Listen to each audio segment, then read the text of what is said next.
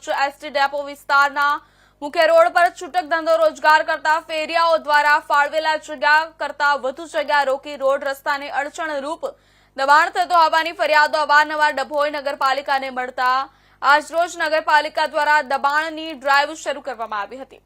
અગાઉ નગરપાલિકા દ્વારા રિક્ષા ફેરવી ફેરિયાઓને જાણ કરવામાં આવી, તેમ છતાં દબાણ દૂર કરવામાં સાથે જ પાલિકાને સફાઈ ચાર્જ પણ ભરપાઈ કરવામાં આવેલા હોય તેવા તમામ લારી ગલ્લાઓ દૂર કરવાની કાર્યવાહી નગરપાલિકા દ્વારા હાથ ધરવામાં આવી હતી।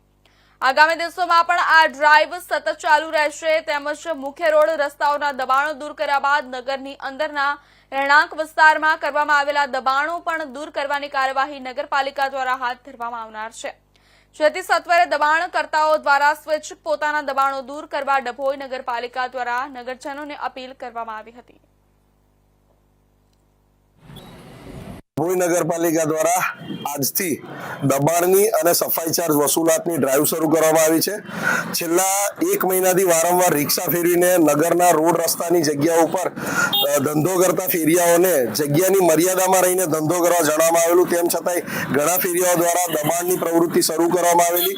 જે દબાણ રોડ રસ્તા ઉપર નડતરરૂપ હોય તેને દૂર કરવાની તેમજ ફેરિયાઓ દ્વારા નક્કી કરવામાં આવેલ જે સફાઈ ચાર્જ વસૂલાતની કામગીરી આજથી શરૂ કરવામાં આવેલી છે।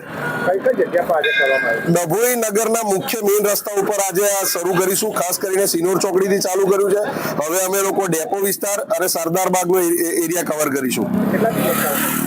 આ ડ્રાઈવ સતત ચાલુ રહેશે, આજથી શરૂ કરી અને જ્યાર સુધી મેઇન રોડ રસ્તાના માર્જિનો દૂર કરવામાં નહીં આવે ત્યાં સુધી